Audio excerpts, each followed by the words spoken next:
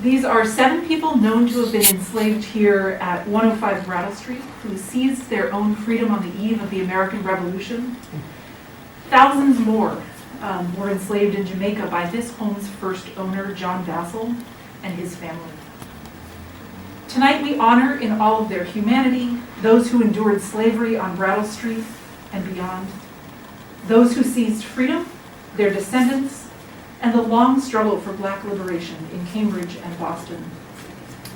We are honored this evening by the presence via video call of Dennis and Egypt Lloyd, descendants of Cuba, her husband Tony, and their son Darby Vassall.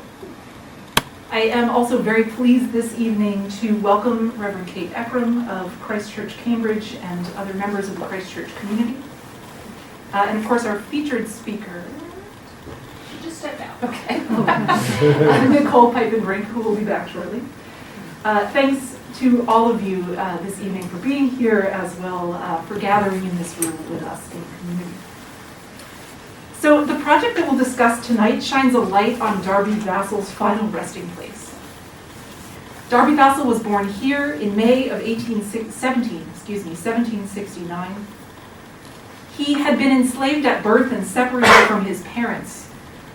From 1774 to 1775, this family self-emancipated and reunited here on the estate that their hidden slavers had since fled.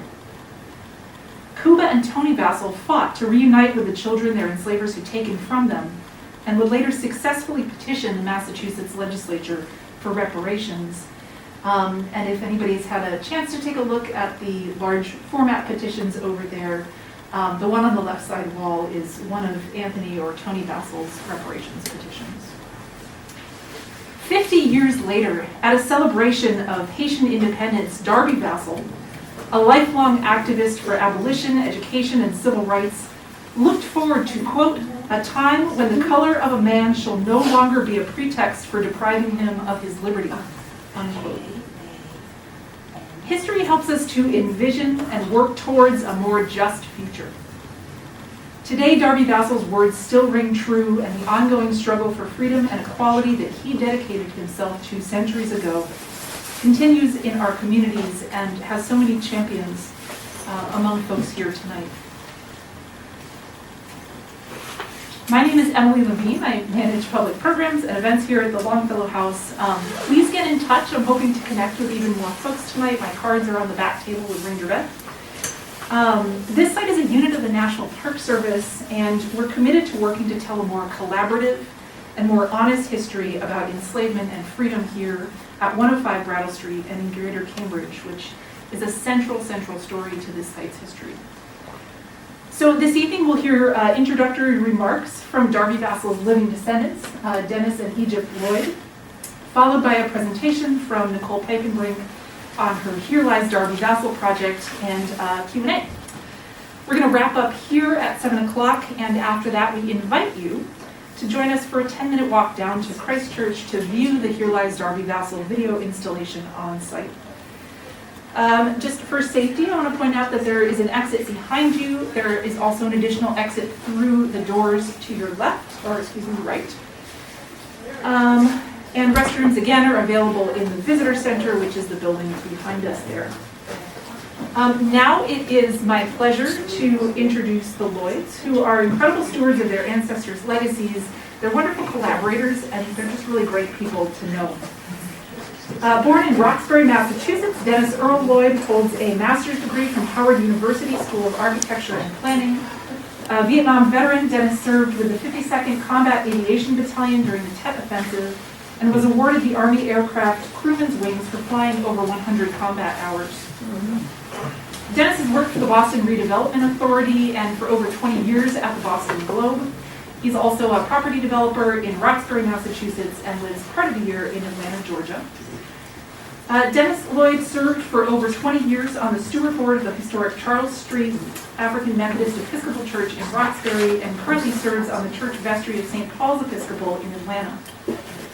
With his daughter Egypt, Dennis is the founder of the Slave Legacy History Coalition, established in 2021 to build a pathway forward for their family other families who are descended from enslaved people, and for the general public to connect to the vast repository of history around the legacy of slavery in Boston and Cambridge.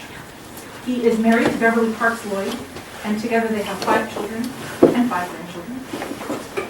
Egypt Lloyd is the founder of Takeoff Drones, a drone servicing company. She's also a certified commercial pilot. Prior to Takeoff Drones, Egypt was an accomplished senior government underwriter with over 20 years of experience in the real estate industry. She's also the creator and founder of Neat and Orderly Tots enrichment program that was implemented in schools throughout the state of Georgia and Colorado. Egypt Lloyd is currently seeking a degree from Embry-Riddle College in aeronautics, in aviation, and aerospace. So, Dennis and Egypt, I'll turn it over to you. Thank you so much for joining us from Atlanta this evening. Well, thank you for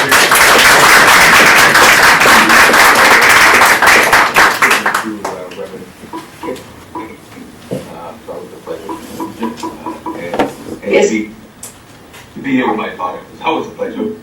And on occasion with my other daughters, my other 2 daughters, when we all have the opportunity to participate in events like this. I will certainly say it's a very, very great pleasure to be here. The work of Nicole Piepenbrink, which you will see later this evening, is a brilliant piece of cinematography that she put together. And I know you will enjoy it. A couple of weeks ago, when it was, the premiere was launched at Christ Church, there were a very large number of people that attended, and I guess the significance, certainly above and beyond the work that Nicole presented, and making people more aware of, if not just aware, of Darby Vassall's existence of being buried underneath Christ Church. It brought about a whole bit of understanding. It was great. I should say it was wonderful for our family to witness this experience. But I think above and beyond is some remarks that I made, that when people come into Harvard Square now, they will not only say, oh, there's Harvard University, but they can also now say, when they look over at Christ Church, as you will witness, that here lies Darby Vassall. So we're very pleased to be here this evening. We thank Christ Church, and certainly under the pastoral direction of Reverend Kate Ekram and the Justice, Equality and Justice Committee that they have, Committee for Equal Justice that Christ Church has, and also for Nicole for her work. And tonight, thank you to the Longfellow House and to Emily and her staff. And Emily, you too. I also would like to say it's good to see everyone tonight here at the Longfellow House. And thank you to Emily, Chris Began, and also to Reverend Kate Ekram, and of course to Nicole Piepenbrink for bringing this attention to Darby Vassall lying place to the city of Cambridge and to just the general public. I'm very proud of her work, and the viewing premiere of her film was amazing. My children were there as well, so it was an honor to have my kids there in the presence to be able to witness this historical moment. So I hope you guys enjoy the film tonight, and it's an honor to be here.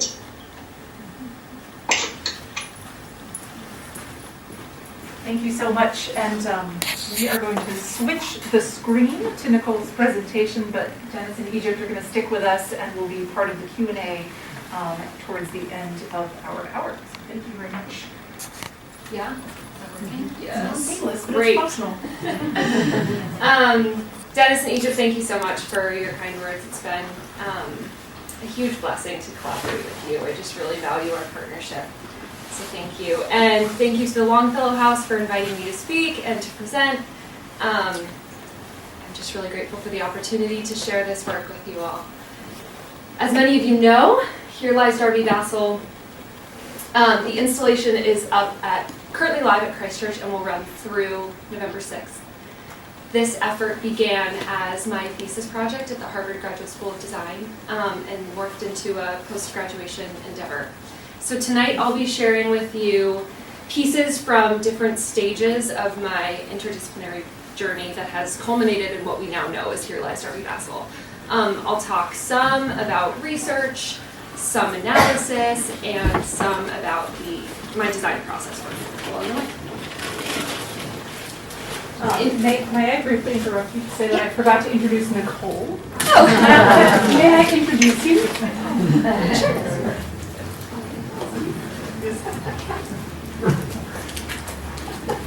Yeah. Thank you. It's not seamless, but it's functional. Nicole Piepenbrink lives in Brighton, Massachusetts, and works remotely as a multidisciplinary designer and researcher. She recently received her Master in Design Studies with focuses in critical conservation and art design in the public domain from the Harvard University Graduate School of Design in May of 2022, benefiting from the program's strengths in taking a social justice approach to inherited narratives embedded within the built environment. During her program, she worked as a research intern at Monument Lab, assisting them with the National Monument Audit. Her thesis research, funded by the Presidential Initiative on Harvard and the Legacy of Slavery, was awarded the Design Studies Thesis Prize. Nicole's design education and various professional experiences have trained her to think and work in multidisciplinary ways. She received a Bachelor of Interior Architecture degree from the University of Oregon in 2019. Once again, here's Nicole. Thank you so much. Thank you, I really appreciate it. In 1893, Samuel Francis Batchelder published a history of Christ Church, Cambridge, which was founded in 1759 by members of the Church of England who wanted a church closer to their homes and who wanted to provide a place of worship for Harvard students brought up in the Church of England. Batchelder's account of history focuses on the people responsible for the founding and construction of the church, parishioners who attended and financially supported the church and where they lived, and those who gave material and financial gifts to adorn the space. But it, along with 3 other published histories of the church, fails to mention the origins of so much of the money used to fund church construction, maintenance, and growth. A brief mention of Darby's burial in the Vassall Tomb, located beneath the church, is the one indicator from published church histories that the story of Christ Church might involve more than meets the eye. Christ Church is a National Historic Landmark and is listed on the National Register of Historic Places.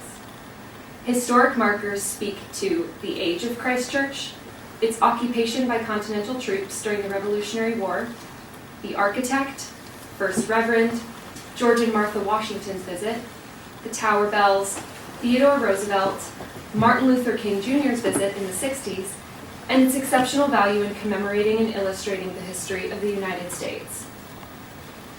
The sanctuary contains 18 commemorative plaques, featuring a number of families that benefited from the slave trade through various means. In the parish house, a 16-foot historical timeline contains information about civil rights in the 60s and a reparations effort in the 70s. It mentions when Henry Vassall was buried, but does not include Darby's funeral at the 1861 marker, although it was on the same day as the centennial anniversary celebration. A commemoration of Martin Luther King Jr. is displayed in the parish hall where he spoke in 1967. In the basement hallway leading to the tomb, there are 6 historic images of the building and 6 commemorative images, including portraits of enslavers Thomas Oliver and George Washington, which takes us to the basement entrance. Like many basements, it's a holding zone for stuff. There's no sense really that this is a space where the bodies of humans, including a formerly enslaved individual, are located. Next to the tomb, there's a slab commemorating Henry Vassall, who came from a very large family that owned extensive plantation land in Jamaica. The framed sign placed at the back of the tomb contains a copy of the excerpt from the 1893 text I showed earlier. This is the only physical marker that acknowledges Darby Vassall's presence on site, and it's the only piece of communication about the existence of any enslaved individual or the church's connection to slavery. In this case, the material conditions of historic preservation and institutional presentation communicate a particular version of the past through what David Lowenthal terms selective forgetting and selective recall. Common myths of white benevolence and northern exceptionalism contribute to the perceived invisibility of slavery in New England and across the nation at sites similar to Christchurch. Christchurch is not a standalone case. I began my research by looking at a number of churches in Greater Boston. Both sites with publicly available research and information about the history of slavery, and those where primary and secondary sources indicate that there might be more to research and understand. The available research from some of the churches listed here was foundational for me at the beginning. It helped me really quickly identify some family names and interrelated family members, and helped me understand some of their connections to the slave trade that have been so carefully examined and documented by others. Information from this foundational reporting revealed a network of cross-institutional affiliations and connections, an interconnected landscape of power building through familial and financial relations. This is the 1770 reconstructed pew plan from Batchelder's text. Early on, it became evident to me, just from looking at this document alone, that following the money behind the founding and growth of Christchurch would not only be a worthwhile exercise, but it would be one that would likely produce illuminating information about the site's connection to slavery. By reading against boundaries, materiality, and identity projections, my goal was to situate these churches within broader interconnected landscapes of dispossession and extraction, making connections to places and people beyond the fiction of, in quotes, historic boundaries. In W.B. Du Bois's words, to black labor, the foundation stone of northern manufacture and commerce. This was my first visual exploration when I was attempting to capture what I was finding through research and the way I was beginning to formulate an analysis. This is a series of 10 postcards. I wanted to create something that would provoke a viewer to think about the built environment and history in a new way. So they're meant to reinterpret the material conditions of architecture by inscribing structures with the materiality of cash crops and resources connected directly or indirectly to enslaved labor.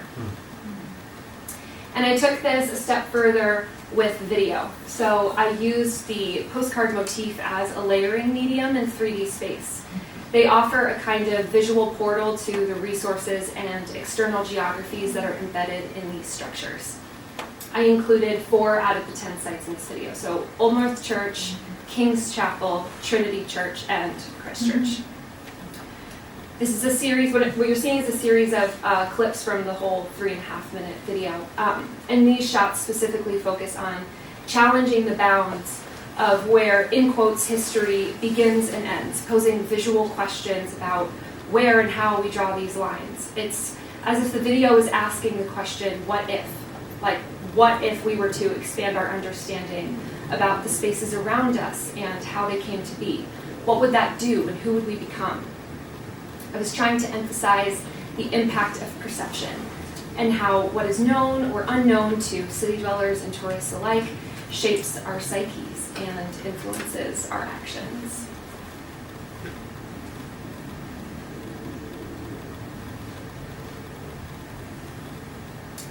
So I'm going to jump back to the research for a bit. My process is definitely a winding path and not a straight line. It kind of goes back and forth. After making preliminary connections to the Christchurch Pew Plan, I looked through the parish record book from 1759 to 1878 held at Harvard's Houghton Library, which helped me better understand the sources of wealth that supported church establishment. Once I decided to focus on Christchurch for my thesis, I began combing through these records line by line, really for as long as I could until lack of time forced me to stop, researching as many names as possible and tracking findings in a spreadsheet. This is a list of subscribers from 1759. I underlined in red the definite or potential, direct or indirect, connections to slavery that I could identify. This book also lists gifts and donations to the church, when pews were purchased and by whom, and it contains many pages of financial records. A lot of information from here is included in the 1893 Batchelder history, as he drew heavily from this document, but of course he doesn't mention everything. For example, smaller line items on the left, like 3-meter and 5-meter boards, presumably construction materials for the church. Or this line item from 1761 on the right that reads, paid more. In contrast to the many other people listed in these records, we have no idea who this person is, no name, occupation, or family relations. This reflects the violence of ledger data, which Jennifer Morgan describes as ontologically spatial, as prisons of meaning enslaved people struggled against. I cross-referenced names in the parish record book with other primary and secondary source material. These two documents contain information about the transfer of wealth and property in Jamaica, including humans, from Leonard Vassall to his children, and from Henry Vassall, one of Leonard's sons, to Henry's brother, William. The Batchelder family collection at the Cambridge Historical Commission provided me with financial information from the 19th century. The document on the left shows Samuel III's donation to the Warden's Fund at Christ Church, and the right is his will. His father, Samuel II, generated wealth from the cotton industry. Both of these documents are mentioned in the Here Lies Darby Vassall video, because I felt it was really important to communicate that the history of slavery doesn't end after the initial founding era of the church when sugar planters fled from Cambridge. The church, like many other institutions and sites, continue to benefit from the system in different forms. I went searching for information in a number of places, and these online resources were really helpful. I'm sure some of you are familiar with them, especially the Legacies of British Slavery database, slavevoyages.org, and Hollis Archival Discovery. And I leaned heavily on a number of local research efforts, including Longfellow House, to guide me in the right direction. A number of Christ Church founders, subscribers, benefactors, parishioners appear in research done by these folks. My following the money exercise came after learning about Darby Vassall and the Vassall Tomb. But what really intrigued me about the spatial conditions at Christ Church, and ultimately why I chose it as a site, was the dominant and repressed dichotomy that I spoke about before. The essentially invisible presence of Darby in the basement captured the selective historic storytelling condition in a very tangible way. So in researching about Darby, I came across information that I think anyone would have when poking around on the internet at this time, just months ago, a while ago. Now, thankfully, there's even more to find and learn about him online, which is really great. As you can probably imagine, many fragments of information from various sources surfaced during this process that revealed the need for sustained engagement in the future to work towards a more comprehensive account of the history of slavery at, within, and around Christ Church. That said, my work is not a comprehensive account. My intention was to construct what Bell Hooks calls a subversive historiography, an alternative spatial narrative of place that allows us to revise and expand the storytelling of Christ Church Cambridge in its context. So my research and analysis sits at the intersection of scholarship on the slave trade, racial capitalism, slavery and racism in the built environment and the church, history and memory, historic preservation, narrative, and selective storytelling. And my design intervention proposal that followed the research aims to foreground repressed narratives. So I thought about this through the concept of memory care. This idea is inspired by Makoto Fujimura's term, culture care. He describes the need to shift away from the cramped thinking of a culture of scarcity towards stewardship, human concern, and responsibility. And in developing Here Lies Darby Vassall, these were my two guiding questions. How can the history of the site be remembered and shared in a more truthful way that, one, encourages the congregation and the public to contend with uncomfortable realities about the history of the site, neighborhood, and city, and two, ignite sustained movement toward action and change around selective historic storytelling and interconnected patterns of systemic injustice. During the spring semester, I worked closely with the history subcommittee of the Racial Justice Group at Christ Church to craft a design intervention proposal. And my work builds on the foundational research of many others, as I said, and sits within a larger effort of ideas and proposals put forth by the Racial Justice Group, some more immediate and some longer-term initiatives. In May, I presented the concept for an audiovisual exterior installation to occupy the intermediary space between public and private on the Christ Church lawn, to run for a few weeks overlapping with October 12th, the date of Darby Vassall's death. The installation is designed to bring a consciousness of the tomb and Darby's presence in it to the public realm. It's meant to serve as an entry point for education, dialogue, further research, and hopefully purposeful action. A long curved screen follows both the shape of the lawn and the arc of the tomb, fitting seamlessly into the site. The screen is meant to symbolically cover the entry door, as a projected video of the tomb provides viewers with a metaphorical re-entry into the church and a reorientation to its history. I filmed the video from the front of the tomb, facing the side where naturally one would enter the space through the basement door. And with the help of Louise Ambler, parish historian, and Alden Fawcett, Kellogg Fellow at the Harvard Episcopal Chaplaincy, I tested out a number of different cameras, lenses, angles, lighting configurations, body positions before arriving at the final shot. Regarding audio, in order to create an effective public art piece that would be short and interesting enough to keep the attention of passersby, you could argue that 11 minutes is too long, I couldn't include all of my research in the video.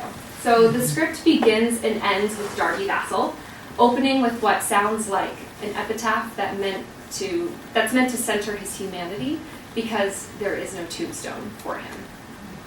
I chose to focus on people either directly or tangentially connected to Darby's story, so starting with Henry Vassall and Darby's father, Tony Vassall. From there, it moves to Henry's wife, Penelope Royal, and Darby's mother, Cuba Vassall. Their stories connect to Henry's nephew, John Vassall, and the Longfellow house. The next section returns to the Royal Vassall family ties by mentioning Isaac Royal Jr. and Harvard. Following that, Thomas Oliver and the Elmwood House also bring forth a Harvard connection. And the Batchelder family connects back to Henry via the Henry Vassall house. The narrative concludes with Darby as well as his parents and his siblings. So the intention is for Darby Vassall, and in this case the many known and unknown enslaved individuals he represents, to be the opening and closing thought of the film. The video concept became a reality thanks to the time and energy of these amazing video participants who were so patient and forbearing. My amazing husband who kept the camera running, and the talent of my audio collaborators and co-creators who are my family members and friends. I, along with my husband Evan and Dave Brancasio, who did so much to make this installation a reality as the construction and projection team leader, we built a prototype in my backyard so that we could test projectors. And eventually we arrived at a 2-projector system, shown on the right, that allows us to fill the whole surface area of the screen. So you'll have a chance to see the final product in action very shortly. The video is 11 minutes long and runs on a continuous loop for 2 hours each night. So when we arrive, it might be somewhere in the middle, not necessarily at the beginning. But thank you so much for your time and attention for being here.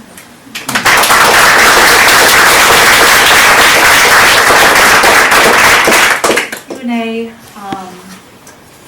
with both of you and Nicole. Okay. All right, so you're back up on the screen. And I'd just love to open the floor to folks in the audience with questions for Nicole or Dennis or Bridget. I have one. Are you an experienced documentary producer?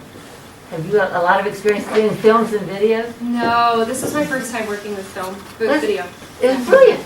It's just brilliant. Thank you. And it was sort of the opposite of a Ken Burns thing, which is stills and pictures moving in and out. You just kept to one location, and you had the drama of the people, Egypt, her dad, other people coming. It was so stately.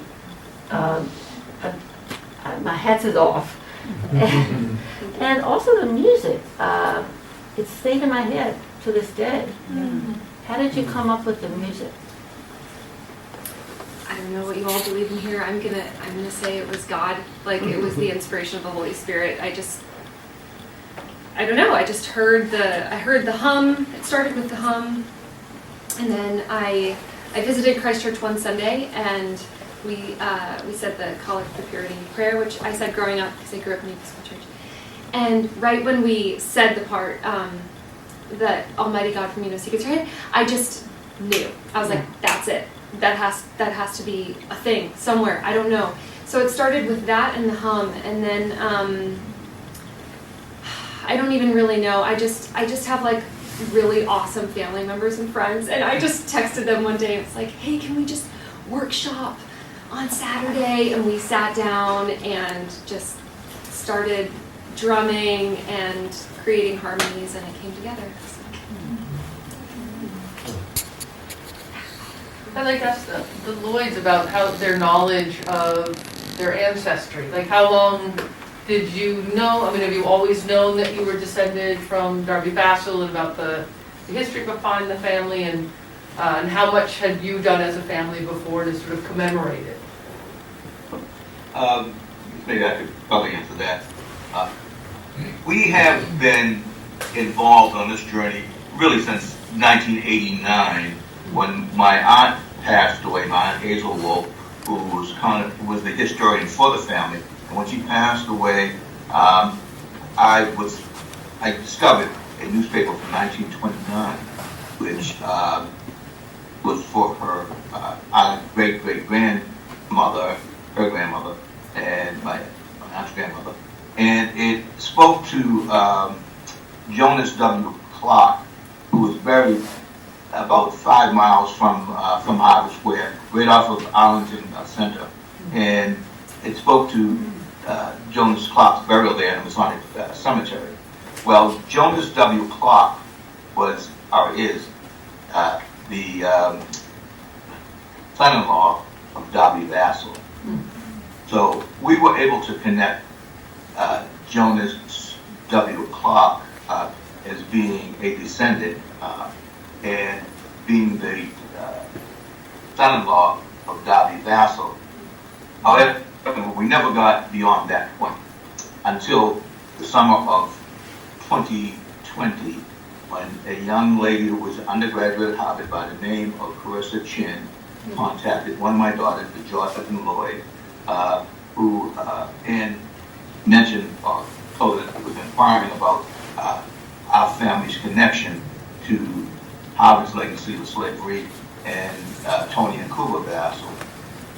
And at that point, we were able to present the information we had, connect us to information that Carissa had, and yes, here we are today, with the knowledge of our family's history. And I will say one other point is that as a family, we are very fortunate to be able to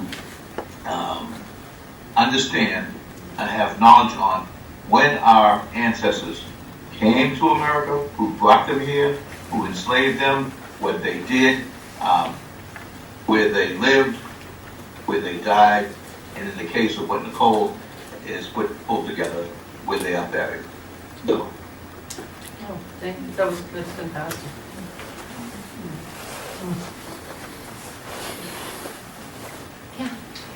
I'm curious about the process through which Darby had the right to be buried there in the church, about Penelope's granddaughter giving that allowance that could happen.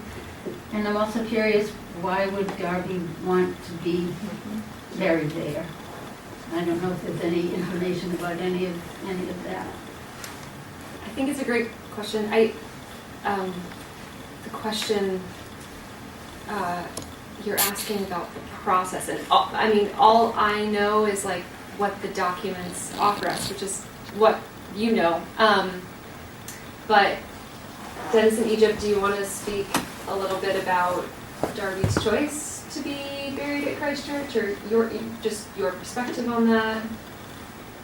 Well, I think that during the time that would be the best place for him to have been buried. It's better for him to have been buried in the church than in an open field.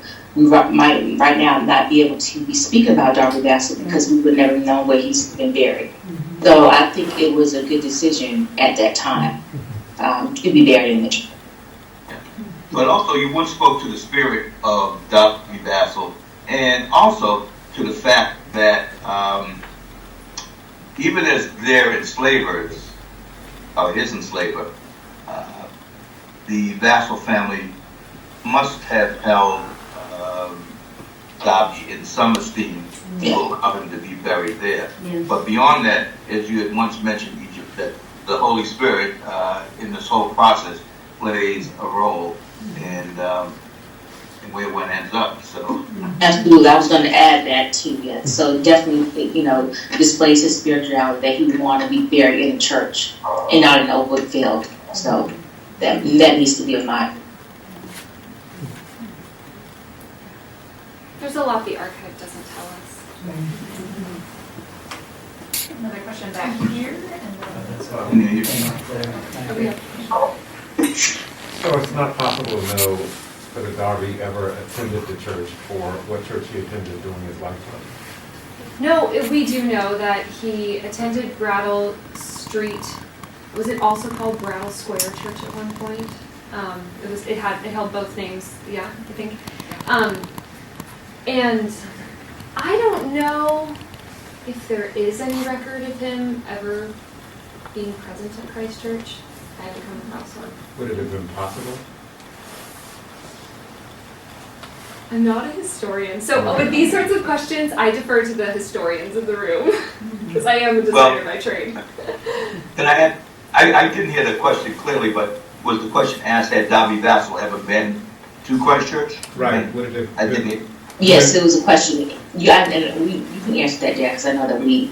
Well, historical records state that Darby Vassall in 1850 had a conversation in Christ Church with the then rector, Nicole Piepenbrink.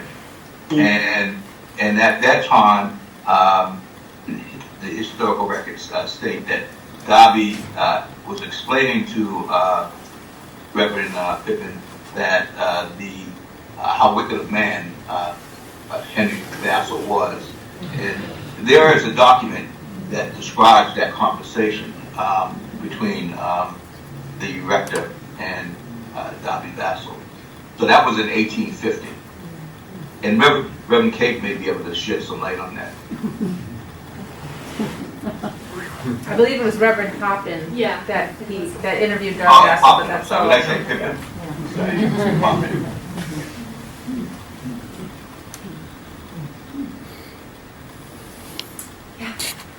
You mentioned in the video there's text that is sort of what an epitaph for Darby Vassall would be. Is that language that you came up with? Is that language that you worked with the Lloyds to create? That's a good question. I wrote it. I wrote the whole script, and then after writing it, went through like multiple rounds of editing and review. Presented it to the Lloyds. I had multiple advisors, informal advisors working on it, but I wrote that originally.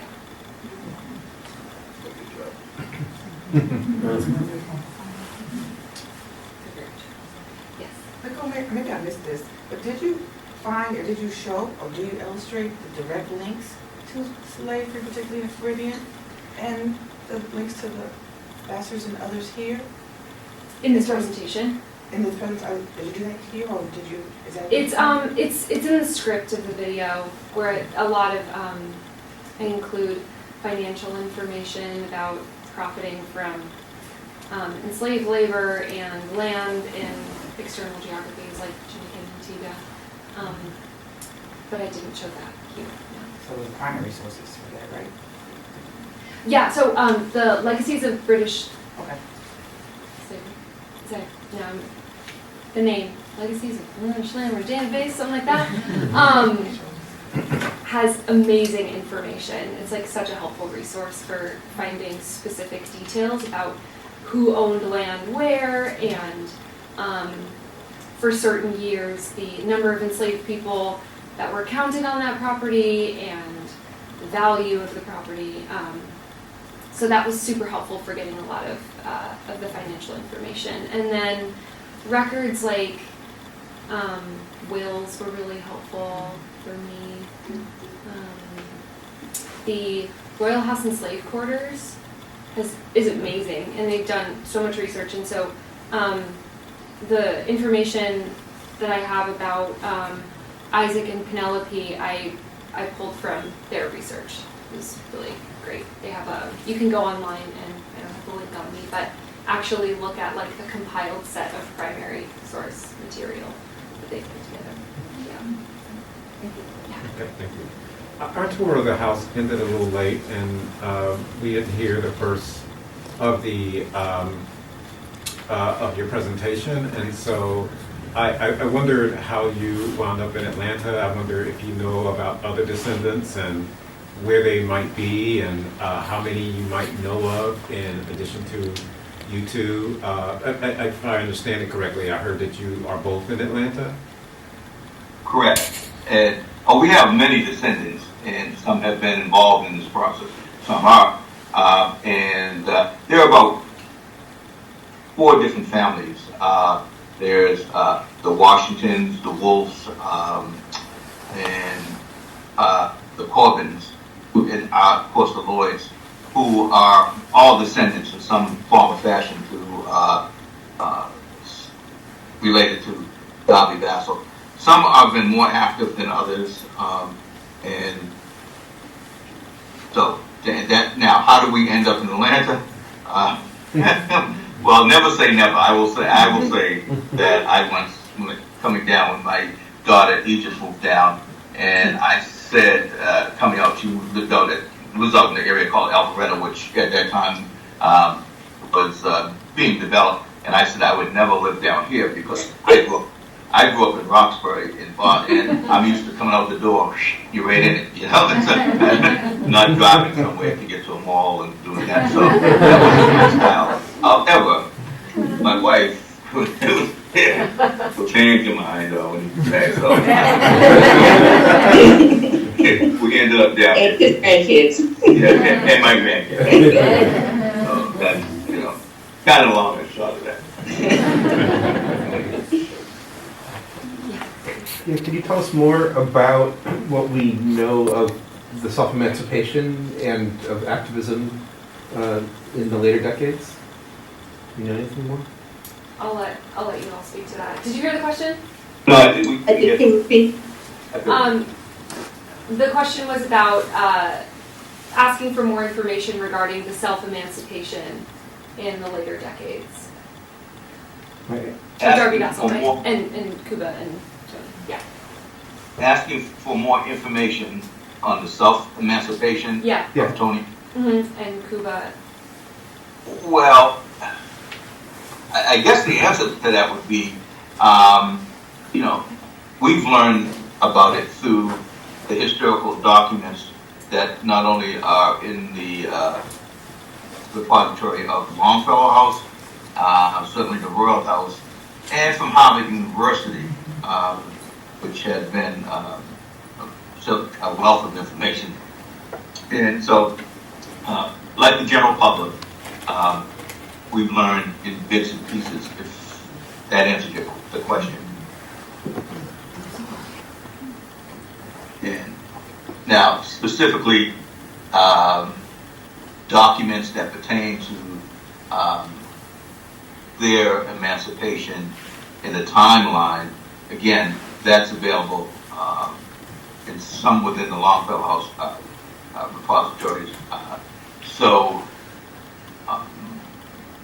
I guess that's the best I can answer it at the moment. That answers your question.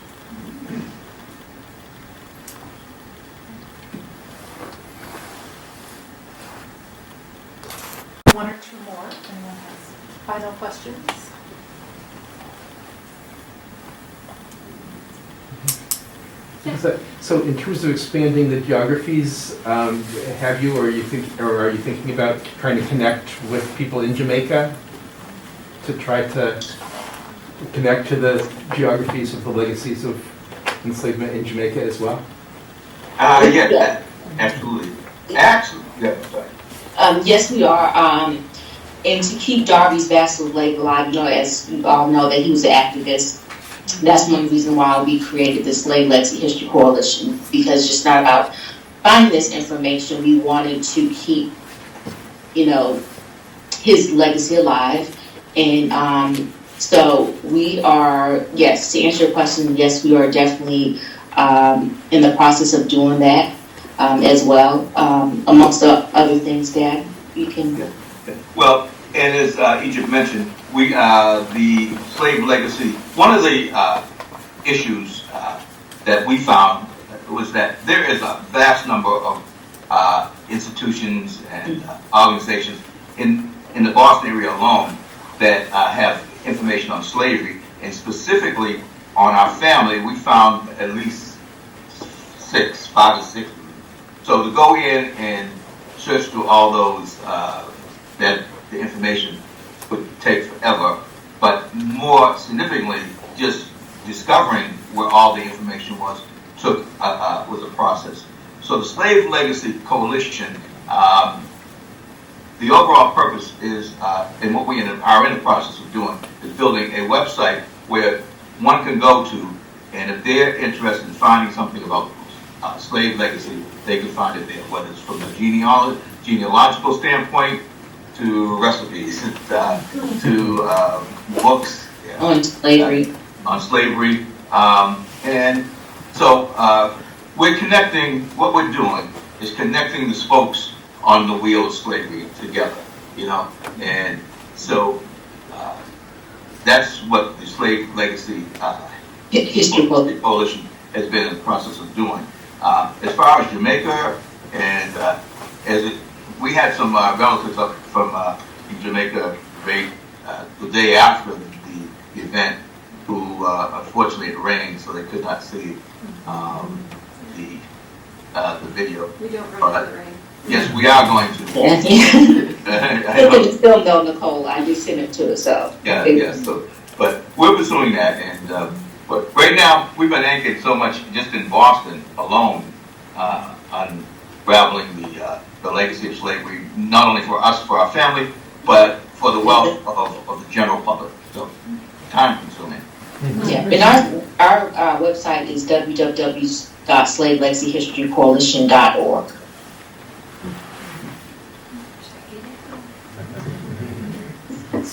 So there's one more question. Are there any good leads possible on the final resting place of Tony and Kuba? Because we know where Darby is. Any writings or that may suggest that he knows where his parents are buried? Well, there's been speculation on a number of locations, and including being buried in Christ Church. But as far as documents that say, here is where Tony and Kuba Vassall were buried, no. But again, speculation, and some documents alluded to that fact that they may be, but nothing concrete, unfortunately. I haven't come across any document personally, but again, my research is limited. There might be others who have. Well, one last question. I'm an elementary school teacher in Cambridge, and there's a school, a large public school in Cambridge called Vassall Lane Upper School. And some teachers and students wonder if that name of a public school in Cambridge should be changed. And I would like to know from you, your opinion, whether or not the Vassall Lane Upper School name is an appropriate name of a public school.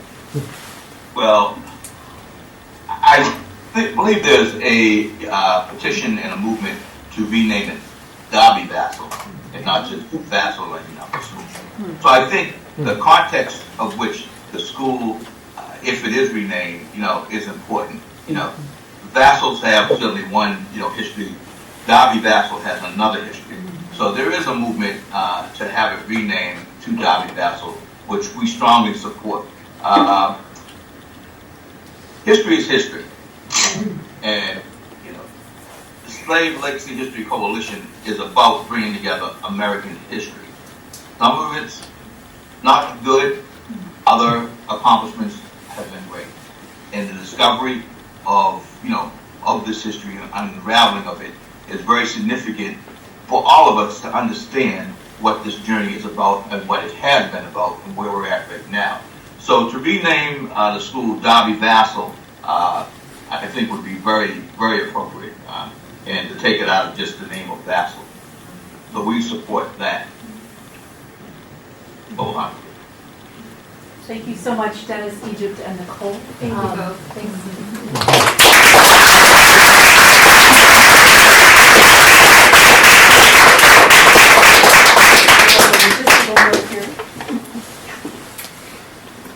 All right. Well, thank you again to our presenters. Thanks to all of you for being together with us this evening. In just a moment, for those of you who would like to, we'll take a quiet walk together down to Christ Church. It'll take about 10 minutes for us to walk down there to view the video. Dennis and Egypt, we wish you could come with us. Yes. We'll miss you guys. I'm going to email all of you who are registered just a whole lot of links and sources that have come up in your questions and that Dennis and Egypt and Nicole have mentioned. I'll send you a link to the Slave Legacy History Coalition website, to other incredible local organizations to continue this journey. Folks have already mentioned the Royal House and Slave Quarters Museum in Medford, the Museum of African American History on Beacon Hill, a really important Darby Vassall connection as well, a great online exhibit they've done. We'll send you an article that's published on our website about the Tony and Cuba Vassall family connections to this site. Send you some great research that's been done by John Bell that touches on this history, and the HERE Lies Darby Vassall project website, so it's all come to your inbox. Want to invite folks to keep in touch with the Slave Legacy History Coalition, with the Longfellow House, to the different partners that have been in the room tonight. We are this year embarking on a 2-year-long research study that will have a scholar take a deep dive into the Black history of the site, roughly structured around Darby Vassall's life dates. So we hope to be able to continue working collaboratively to fill in some of these questions, and look forward to collaborating with you guys in Egypt and hopefully folks in this room. So again, many resources coming your way tomorrow. And I hope that some folks will join us now. We'll just kind of gather out front and take a walk down to Christ Church, informal. Thank you.